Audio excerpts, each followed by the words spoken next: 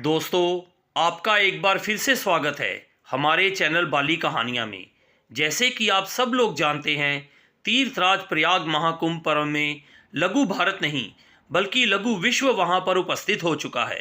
कम से कम 40-50 करोड़ लोग वहाँ जाकर स्नान दर्शन लाभ प्राप्त करेंगे।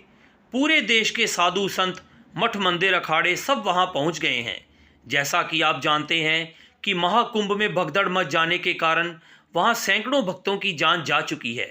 लोगों के मन में एक डर सा बैठ गया है कि कहीं ऐसी स्थिति फिर से ना बन जाए। इतनी कैपेसिटी नहीं है, समर्था कितनी है वहाँ जाने की। वहाँ पर ऐसी घटनाएं भी घटी हैं कि ज़्यादा भीड़ हो गई तो जो लोग स्टेशन में पहुँच गए जंक्शन पर, उनको पुलिस ने वहीं घेर लिया। यहीं खाओ पियो और यहीं रहो। और फिर उनकी वापसी की टिकट थी और उनको फिर वहीं बैठाकर वापस भेज दिया। वहाँ तक गए और नहाए भी नहीं, दर्शन भी नहीं किए। बहुत से लोग ऐसे होते हैं जो जाते तो हैं, लेकिन कितने किलोमीटर दूर तो पार्किंग बनाई गई है टैक्सियों की, बीच में कुछ वाहन भी मिलता नहीं है। पैदल पैदल आदमी कितना चलेगा और सोचता है कि भाई हम कहीं नहीं जाएंगे, हमारा तो हो गया कुंभ।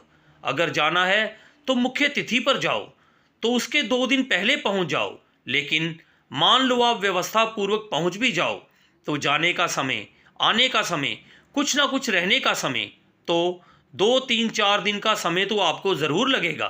समय भी लगेगा, श्रम भी होगा, धन का व्यय भी होगा। वहाँ कंबल रजाई से भी हू करना पड़ेगा, इतनी ठंड है वहाँ।